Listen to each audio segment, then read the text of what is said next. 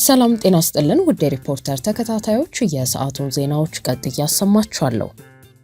የአዲስ አበባ ከተማ አስተዳደር የመንግስት ንብረት አስተዳደር ባለስልጣን የመንግስት ሀብትን እስከ 10 ዓመት ወደ ኋላ ተመልሶ ኦዲት የሚያስደርግ አዲስ መመሪያ አወጣ። የአዲስ አበባ ከተማ አስተዳደር በህዝብና በመንግስት ንብረት አስተዳደር ላይ ጠንካራ የተባለ አዲስ ህግ አዘጋጅቷል ተብሏል። ይህ መመሪያ የወንጀል ጥርጣሬ በሚኖርበት ጊዜ ኦዲተሮች እስከ 10 ዓመታት ወደ ኋላ ሄደው ሰነዶችንና የመንግስት ንብረቶችን እንዲመረምሩ ሙሉ ስልጣን ይሰጣል። የአዲስ አበባ ከተማ አስተዳደር የመንግስት ንብረት አስተዳደር ባለስልጣን የመንግስት ንብረቶች ላይ የሚደረገውን ቁጥጥር ይበልጥ ለማጠናከር የሚያስችል ያለው አዲስ የህግ ማዕቀፍ መመሪያ ቁጥር 190/2018 ሲሆን በአደጋ ስጋት ላይ የተመሰረተ የኦዲት ስርዓትን ይዘረጋል። ይህ መመሪያ ለመንግስት ተቋማት አዳዲስ የአሰራር ግዴታዎችን የጣለ ሲሆን በተለየ ሁኔታዎች ውስጥ ደግሞ የሂሳብ መርማሪዎች ወይንም ኦዲተሮች እስከ 10 ዓመታት ድረስ ወደ ኋላ በመሄድ ሰነዶችን እንዲመረምሩ ይፈቅዳል። በተለመደው አሰራር መደበኛ የንብረት ኦዲት ምርመራ የሚደረገው ባለፉት 2 የበጀት ዓመታት ላይ ብቻ ተወስኖ የሚቆይ ቢሆንም አዲሱ መመሪያ ግን በዚህ ላይ ወሳኝ ለውጥ አድርጓል። ኦዲተሮች ወንጀል መፈጸሙን የሚያሳዩ ጠንካራ ፍንጮችን ካገኙ ወይንም የተፈጸመ ስህተት ወይንም ጥፋት መኖሩ በግልጽ ከታመነ የምርመራው ወሰን እስከ ባለፉት 10 ዓመታት የተከናወኑ የፋይናንስ እንቅስቃሴዎችንና ሰነዶችን እንዲያካትት ተደርጎ ሊሰፋ ይችላል። ይህን መሰል ምርመራዎችን ለመደገፍም ቋሚ የኦዲት መዛግብትና የስራ ሰነዶች አስፈላጊ ሆኖ በሚገኝበት ጊዜ በማስረጃነት እንዲያገለግሉ ቢያንስ ለ10 ዓመታት በጥንቃቄ ተጠብቀው እንዲቀመጡ መመሪያው ያስገድዳል። መመሪያው የንብረት ኦዲት የሚከናወንበትን በአደጋ ስጋት ላይ የተመሰረተ ስልትም አስተዋውቋል። ከፍተኛ ዋጋ ያላቸው ንብረቶች በተለይም በልዩ ጥቆማ የተለዩ ተቋማትና ለብልሹ አሰራር ይበልጥ ተጋላጭ ናቸው ተብለው የሚታሰቡ ዘርፎች ሙሉ በሙሉ ኦዲት ይደረጋሉ።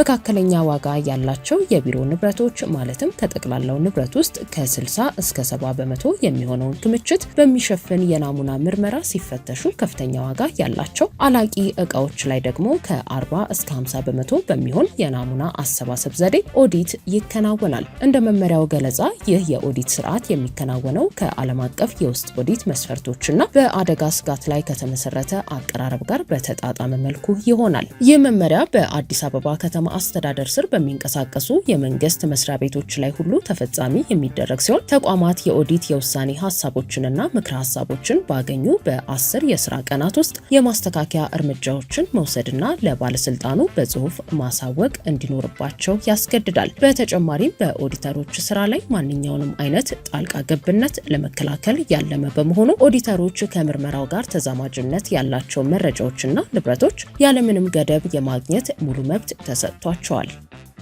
የአፍሪካ ህብረት የሰሜን ኢትዮጵያን የሰላም ሂደት አስመልክቶ ከኦስትሪያና ከእንግሊዝ ዲፕሎማቶች ጋር ተወያየ። የአፍሪካ ህብረት የፖለቲካ ጉዳዮች ሰላምና ደህንነት ዘርፍ ከፍተኛ ኃላፊዎች በሰሜኑ የኢትዮጵያ ክፍል ዘላቂ ሰላምን ለማስፈን በሚደረጉ ጥረቶች ዙሪያ ከኦስትሪያና ከዩናይትድ ኪንግደም ዲፕሎማቶች ጋር መምከራቸው ታውቋል። የህብረቱ የሰላምና ደህንነት ክፍል በኤክስ ገጹ እንዳስታወቀው ውይይቱ በዋነኝነት በአሁኑ ወቅት በሰሜን የኢትዮጵያ ክፍል እየተከናወኑ ባሉ የአፍሪካ ህብረት የክትትል ማረጋገጫና ተገዥነት ኦፕሬሽኖች ላይ ያተኮረ ሲሆን በዚሁ መሰረት የተቋሙ ስልጣንና ኃላፊነት እንዲሁም በሰሜን ኢትዮጵያ ሰላምን ለማረጋገጥ የአፍሪካ ህብረትና ዓለም አቀፍ አጋሮች እያደረጉት ስላለው የተቀናጀ ድጋፍ ሰፊ ምክክር መደረጉ ተገልጿል። ከዚህ በተጨማሪም የሰሜኑን ጦርነት በቋጨው የሰላም ስምምነት መሰረት የቀድሞ ታጣቂዎችን ትጥቅ መፍታት የማሰናበትና መልሶ የማቋቋም ወይንም ዲዲአር ሂደት ያለበት ደረጃ፣ የሰብአዊ እርዳታ አቅርቦት ሁኔታ እንዲሁም በናይጄሪያ የቀድሞ ፕሬዝዳንት ኦሉሴጉን ኦባሳንጆ መሪነት በአፍሪካ ህብረት በኩል ዳግም የተጀመሩት የማሸማገልና ሰላምን የማምጣት ጥረቶች ስላሉበት ወቅታዊ የአፈጻጸም ሁኔታ በዝርዝር መገምገሙን አመልክቷል። በፕሪቶሪያው ስምምነት መሰረት የተጀመረው የቀድሞ ታጣቂዎችን መልሶ የማቋቋም መርሃ ግብር በሀገር አቀፍ ደረጃ ከ371 ሺህ በላይ የቀድሞ ተዋጊዎችን ወደ ማህበረሰቡ ለመቀላቀል ያለመ ሲሆን በብሔራዊ ተሃድሶ ኮሚሽንና በተባበሩት መንግስታት የልማት ፕሮግራም አስተባባሪነት የሚመራው ይህ ፕሮግራም እስካሁን ከ85000 በላይ ታጣቂዎችን ወደ መደበኛ ኑሮ ማስገባት እንደቻለ ከኮሚሽኑ የተገኘው መረጃ ያመለክታል። ሆኖም ከጥቂት ጊዜያት ወዲህ በህወሓት ውስጥ ያጋጠመውን ክፍፍል እንዲሁም ድርጅቱ ከፌዴራሉ መንግስት ጋር የገባበትን ውጥረት ተከትሎ ሂደቱ ከመቋረጡን ባሻገር ወታደራዊ እንቅስቃሴዎች እንደሚስተዋሉ መረጃዎች ያሳያሉ። ካለፉት ጥቂት ሳምንታት ወዲህ በትግራይ ክልል ተንሰራፍቷል የተባለውን የግዳጅ ወታደራዊ ምልመላ ተከትሎ በክልሉ የሚንቀሳቀሱ ተቃዋሚ የፖለቲካ ፓርቲዎች እንዲሁም እንደ ቅድሚያ ለሰብአዊ መብቶች ኢትዮጵያ ያሉ የሰብአዊ መብት ተሟጋች ድርጅቶች የዲዲአር ፕሮግራም ተግባራዊ እንዲደረግ እየወተወቱ ይገኛሉ። የሶማሊላንድ ነጻነትን ለማወጅ አፍሪካ ህብረትም ሆነ ጎረቤት ሀገራት እውነታውን የማይቀይር ጊዜ እያባከኑ ነው ሲሉ የሶማሊላንድ ባለስልጣን ለሪፖርተር ተናገሩ። ኢትዮጵያን በፈለገችበት ወቅት እውቅና ትሰጠናለች ሲሉም ተደምጠዋል። በፕሬዝዳንት አብዱራህማን መሐመድ አብዱላሂ ኢሮ አስተዳደር ስር የሶማሊላንድ የውጭ ጉዳይና ዓለም አቀፍ ትብብር ሚኒስትር የሆኑት አብዱራህማን ዳሄር አዳን ከሪፖርተር ጋዜጣ ጋር ባደረጉት ቆይታ የኢትዮጵያና የሶማሊላንድን ወቅታዊ ግንኙነት አዲሱ የሶማሊላንድ መንግስትስ ስለ ሀገራቱ የመግባቢያ ስምምነትና ስለ በርበራ ወደብ ያለው አቋም የሚለውን ቀጠናዊ ጉዳዮች ላይ ማብራሪያ ሰጥተዋል። ኢትዮጵያ በቀጠናው ከሚገኙና ለሶማሊላንድ በጣም አስፈላጊ ከሆኑ ሀገራት መካከል ናት ያሉት ሚኒስትሩ ግንኙነታቸው በየቀኑ እየተሻሻለ መሆኑን ተናግረዋል። በሶማሊላንድ የቀድሞ አስተዳደርና በኢትዮጵያ መንግስት መካከል ስለተፈረመው አወዛጋቢ የመግባቢያ ስምምነት ዙሪያ አስተያየት የሰጡት ሚኒስትሩ አብዱራህማን ዳሄር በስምምነቱ ላይ እስካሁን ምንም አይነት ለውጥ የለም ብለዋል። ለኢትዮጵያ የባህር በር ማግኘት ምን ያህል አስፈላጊ እንደሆነ እንረዳለን ያሉት ባለስልጣኑ የሀርጌሳ መንግስት ሊረዳቸው የሚችልበት ማንኛውም መንገድ ካለ ሁልጊዜም ዝግጁ ነው በማለት አስታውቀዋል። የሶማሊላንድ የውጭ ጉዳይና ዓለም አቀፍ ትብብር ሚኒስትሩ እንደገለጹት ከኢትዮጵያ ጋር ያላቸው ግንኙነት የመግባቢያ ስምምነቱ ብቻ አይደለም።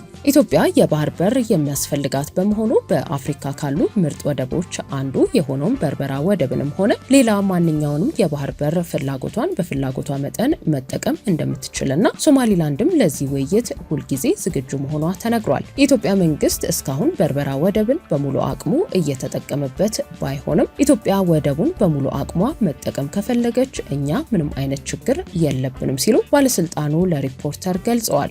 ኢትዮጵያ በበርበራ ወደብ ላይ አላት ስለተባለው የ19 በመቶ ድርሻ የተጠየቁት ሚኒስትሩ ወደቡ በጣም ትልቅ ከመሆኑ አንጻር ኢትዮጵያ በሙሉ አቅሟ አልተጠቀመችበትም፣ ነገር ግን እንዲጠቀሙበት ፍላጎት መምጣት ያለበት ከራሷ ከኢትዮጵያ ነው በማለት መልሰዋል። የኢትዮጵያና የሶማሊላንድን ጨምሮ የወደቡ አጠቃላይ ጥቅም ላይ እየዋለ የሚገኘው ከ20 እስከ 30 በመቶ አቅሙ ብቻ ነው። ኢትዮጵያ ከሶማሊያ ጋር ያላትን ግንኙነት በተመለከተ እኛ በዚህ ላይ ምንም ችግር የለብንም ያሉት የሶማሊላንዱ ሚኒስትር እርግጠኛ የምንሆንበት ጉዳይ ቢኖር ሶማሊላንድ ምንጊዜም ቢሆን ለኢትዮጵያ ጥብቅ ታማኝና በጣም የተረጋጋ አጋር መሆኗን ነው ብለዋል። ሶማሊያ መቼም ቢሆን ታማኝና የተረጋጋች ሀገር ሆና አታውቅም ሲሉ የወቀሱት ባለስልጣኑ ጊዜ ቢወስድም ኢትዮጵያ የሶማሊያን ታማኝና የተረጋጋ አጋር አለመሆን ትረዳለች ብለዋል።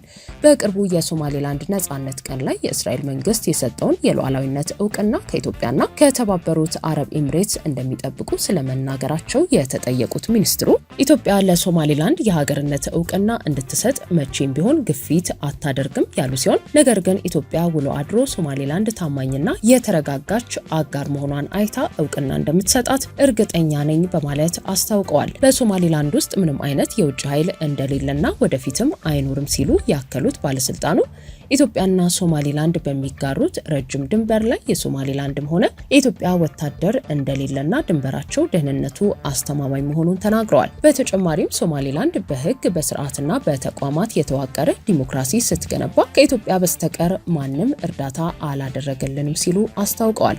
የአፍሪካ ህብረትና አጎራባች ሀገሮች እውነታውን የሚጋፈጡበት ጊዜ አሁን ነው ያሉት የሀርጌሳው ሚኒስትር እውነታው ላይ አይናቸውን ባለመጨፈን ሁሉም የአፍሪካ ሀገራት ከሶማሊላንድ ጋር የሚሰሩበት ጊዜ አሁን መሆን አለበት በማለትም አሳስበዋል።